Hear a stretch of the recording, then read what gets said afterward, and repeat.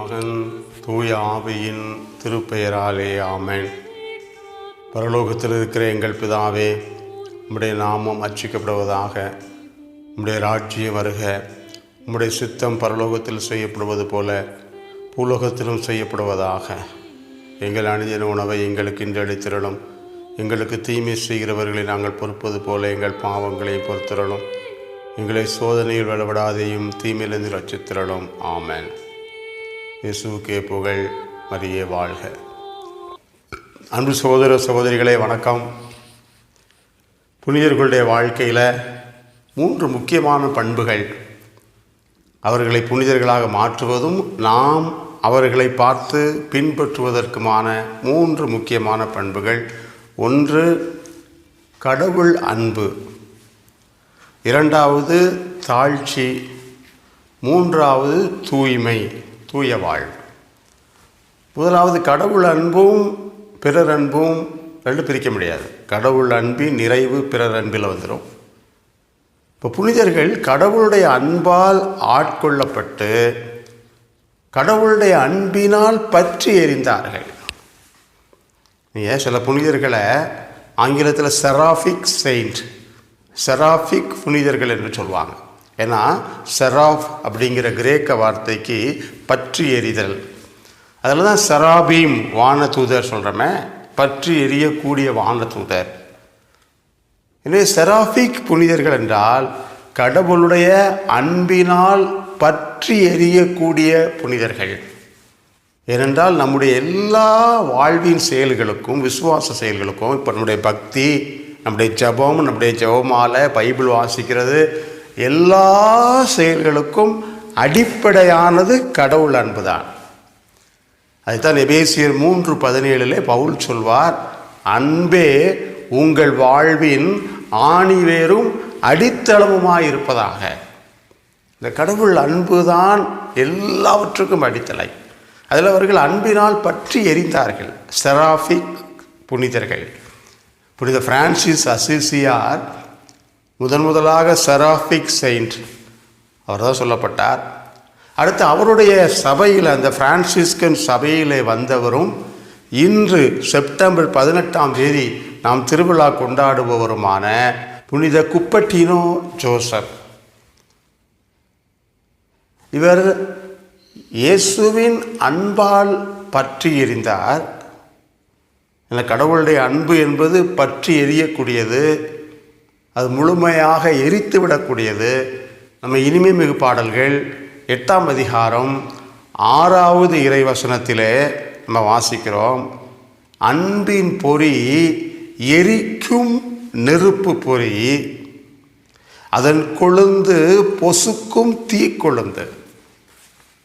கடவுளுடைய அன்பின் பொறி எரிக்கும் நெருப்பு பொறி, அதன் கொழுந்து பொசுக்கும் தீ கொழுந்து. அழகாக சொல்லப்படுது பாருங்க. அதே போல தான் புனித குப்பட்டினோ ஜோசப் அவருடைய ஆன்மாவில் மட்டும் இல்லை, ஏன்னா அவர் இறந்த பின்னால் அவருடைய நெஞ்சத்தை அறுத்தார்கள். அவர் நெஞ்சத்தை அறுத்து பார்த்தபோது உள்ள இதயம் எரிந்து கருகி போயிருந்தது. பாருங்கள், புனிதர்களில் ஆன்மா மட்டும் அன்பால் இல்லைங்க, அவங்களுடைய இதயமே அன்பால் பற்றி எறிகிறது. அது மட்டும் இல்லை, புனித பிலிப்பு நேரி அவருடைய வாழ்க்கையில் எப்படித்தான் அவருடைய இதயம் திடீர்னு வீங்கி பெருசாயிரும். அப்படி வெளியே பார்த்தாலே தெரியும் பெருசாக. இந்த கடவுளுடைய அன்பால் நிரப்பப்படுதல் என்பது ஆன்மாவில், ஆவியில் மட்டுமல்ல உடலிலும் புனிதர்களுடைய வாழ்க்கையில் வெளிப்பட்டது. புனித குப்பட்டினோ ஜோசப் அதில் ஒரு முன் உதாரணமாக இருந்தார். ஏன்னா அவர் இத்தாலி நாட்டில் குப்பட்டினோ அப்படிங்கிற ஊரில் பிறந்தவர். அவங்க அப்பா ஒரு தச்சர். நம்ம ரொம்ப இரக்க குணம் கொண்டவர், எல்லாருக்கும் உதவி செய்வார். அதில் குறிப்பாக கடன் வாங்குறாங்கன்னா இவர் தான் முன்னக்கூட்டி போய் ஜாமீன் போடுவார். ஏன்னா கடன் வாங்கினவன் கொடுக்க மாட்டான், கடைசியில் ஜாமீன் கையெழுத்து போட்டவங்க தான் மாட்டிக்கிடுவாங்க. அப்படித்தான் இவர் எல்லா சிக்கல்லையும் மாட்டினார். இவருடைய வீட்டை எடுத்துகிட்டு போயிட்டாங்க கடன் கொடுத்தவங்க. 1603ஆம் ஆண்டு புனித குப்பட்டினோ ஜோசப் பிறக்கிறார். அவருக்கு பிறக்கும்போது வீடு கிடையாது, ஒரு மாட்டு தொழுவத்தில் ஒரு பண்ணையில் தான் பிறக்கிறார். இவருடைய பிறப்பே இயேசுவினுடைய பிறப்பை போலதான். இவருடைய தாய் மிகவும் கண்டிப்பானவர். அதனால் இவர் துறவற சபையில் போய் சேர்ந்ததுக்கப்புறம் இந்த நொவிசியேட்டுன்னு சொல்லுவாங்க, நவத்துறவு வாழ்க்கை, நவக்கன்னி வாழ்க்கை, நொவிசியேட். அப்போ அங்கே போய் சொல்லுவார், நீங்களாம் இப்போ தான் இந்த நொவிசியேட்டுக்கு வந்திருக்கீங்க, நான் எங்கள் அம்மாட்டே நொவிசியேட்டை ஏற்கனவே வாழ்ந்து முடிச்சிட்டேன்னு சொல்லுவார். அந்த அளவுக்கு அவங்க தாயார் இறை பக்தியில் இவரை வளர்ப்பதிலும் எல்லாவற்றிலும் மிக கண்டிப்பாக வளர்ந்தவர். கோயிலில் போய் உட்காந்தா 2 கையை விரிச்சுக்கிட்டு ஆண் வாயை திறந்து தன்னையே மறந்து ஜெயிப்பார் சின்ன பிள்ளையாக இருக்கும்போதே. மற்ற சின்ன பிள்ளைங்கள்லாம் பார்த்து வேடிக்கையாக கூட கேள்வி பண்ணி சிரிக்கும். அந்த அளவுக்கு ஆர்வமான ஈடுபாடு கொண்டவர்.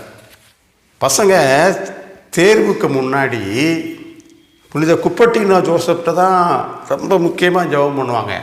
என்ன காரணம் தெரியுமா? இவர் படிக்கிற காலத்தில் ஒழுங்காக படிக்க மாட்டார்.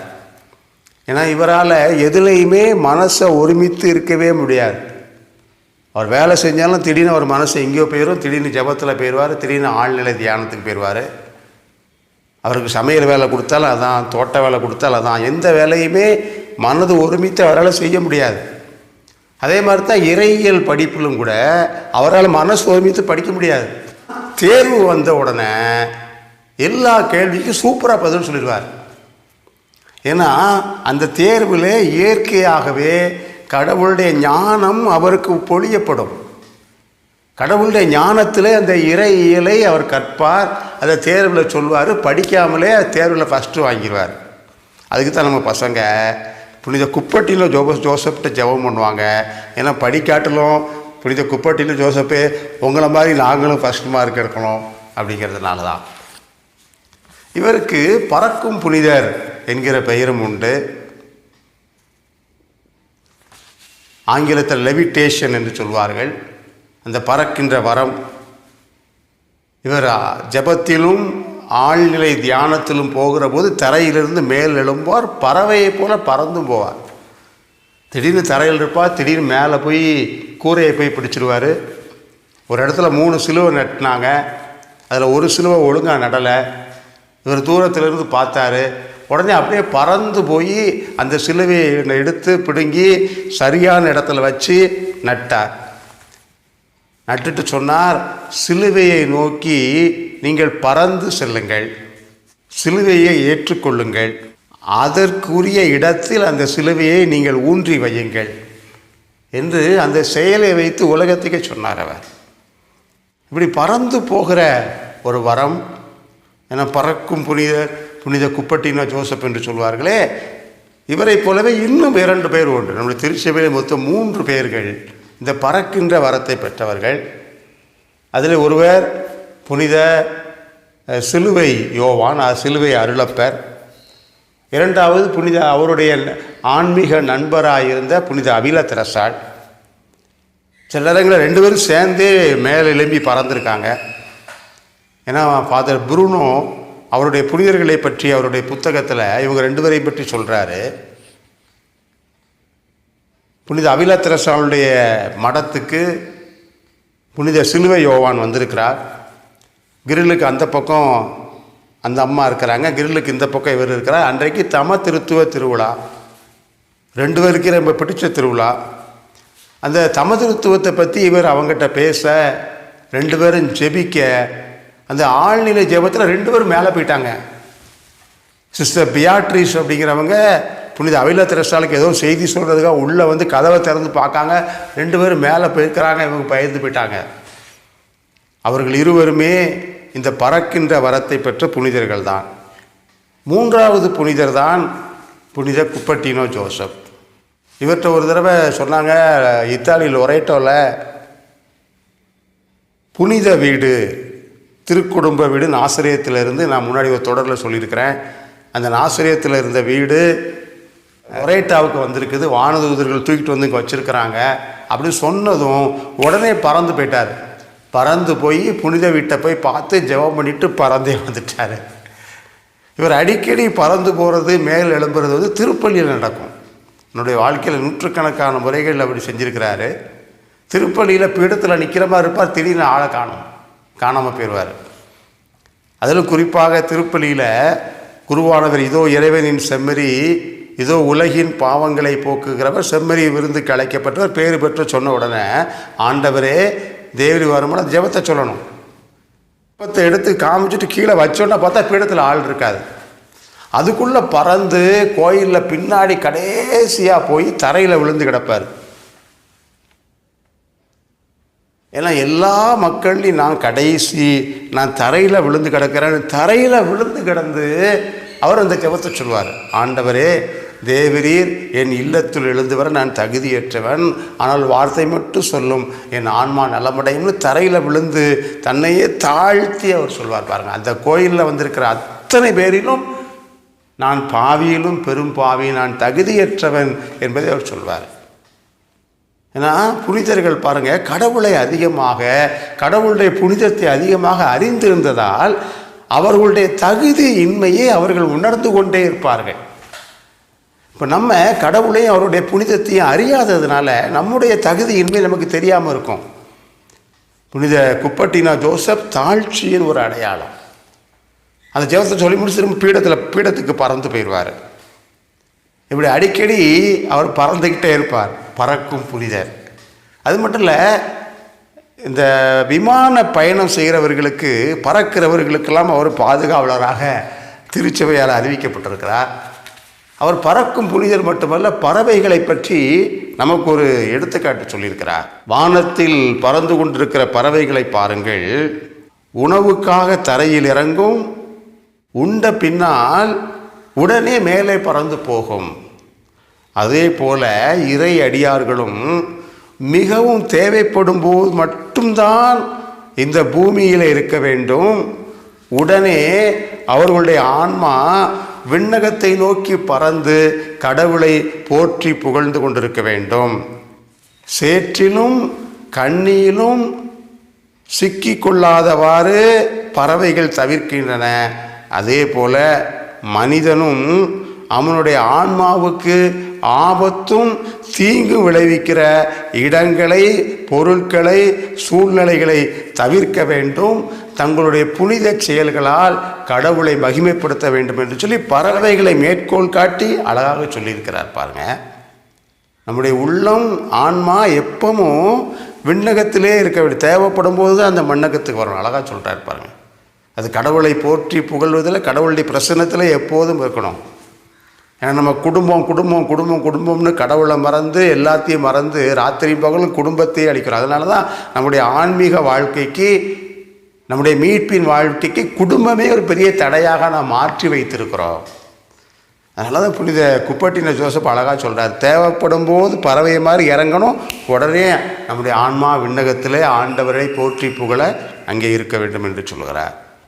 இவருக்கு இன்னொரு முக்கியமான ஒரு சிறப்பான வரம், கடவுள் கொடுத்த வரம் என்னென்னா, நம்ம பாவ நாற்றம், நம்முடைய ஆன்மா பாவத்தால் நாற்றம் அடிக்கும் அப்படின்னு நம்ம கேள்விப்பட்டிருக்கோம். ஆனால் இவர் உண்மையிலேயே பாவத்தை, அந்த பாவத்தின் நாற்றத்தை உணரக்கூடிய ஆற்றல் உள்ளவர். இப்போ யாராவது பாவத்தோடு இருக்கிறவங்க பக்கத்தில் வந்தாலே மலத்தை போல அருவருப்பான நாற்றம் அவருக்கு எடுக்கும். அவங்க முகமே இவருக்கு பார்க்கும்போது கருப்பாக அலங்கோலமாக தெரியும். உடனே போய் சொல்லுவார், முகத்தை முதல்ல கழுவும்பார். அவங்களுக்கு புரியாது. உடனே பக்கத்தில் இருக்கக்கூடிய துறவிகள் சொல்லுவாங்க, போய் பாவ சங்கீர்த்தனம் பண்ணுப்பான்னு சொல்லுவாங்க. அந்த பாவ சங்கீர்த்தனம் பண்ணிட்டு அவர் வந்ததுக்கப்புறம் அந்த நாற்றம் போய் அழகான மனம் வரும். அப்போ அவர் சொல்லுவார், இப்போதான் நீ அழகாக மனமாக இருக்கிறன்னு சொல்லுவார். பாருங்கள், பாவம் என்பது நாற்றம் அடிக்கக்கூடிய ஒன்று. ஏன்னா சாத்தான் இருக்கிற இடம் நாற்றம் அடிக்கிற இடமாக இருக்கும், அருவருப்பாக இருக்கும். பாவத்தால் ஆன்மா எப்படி அழுகி நாற்றம் அடிக்கிறது? பாவ சங்கீர்த்தனம் பண்ணாமலே மாசக்கணக்காக, வருஷ கணக்காக பாவ சங்கீர்த்தனம் பண்ணாமல் இருந்தால் அந்த ஆன்மா அழுகி நாற்றம் அடிக்கும். புனித குப்பட்டினா ஜோசப் சொல்கிறார், உடனே போய் கழுவு. அப்போது அது அழகாக, நீ ஆன்மா மட்டும் இல்லை, உன்னுடைய முகமும் ஆளும் நீயும் அழகாக போவாய் என்று சொல்லுகிறார். இவருடைய வாழ்வில் கடுமையான தவ முயற்சிகளை மேற்கொண்டார். நிறைய தவ முயற்சிகள், ஆண்டவருக்காக, அவருடைய அன்புக்காக நிறைய தவ முயற்சிகளை, நிறைய அற்புதங்களை செய்வார். நிறைய அற்புதங்கள், நிறைய நோய்களை சுகமாக இவரை தேடி நிறைய மக்கள் வருவாங்க, இவரை பார்க்க வருவாங்க. இவர் கடவுள் மீது அன்பு கொண்டவர் மட்டுமல்ல, அன்னை மரியாள் மீது அதிகமாக அன்பு கொண்டவர். இவர் அன்னை மரியாளை பற்றி அடிக்கடி சொல்லக்கூடிய ஒரு ஜெபம், புனித மரியே வாழ்க, முள்ளில்லா ரோஜாவே, அன்பின் மகளே, ஆண்டவரின் தாயே, பாவத்தில் நான் மரிக்காதவாறு எனக்காக வேண்டிக் கொள்ளும்.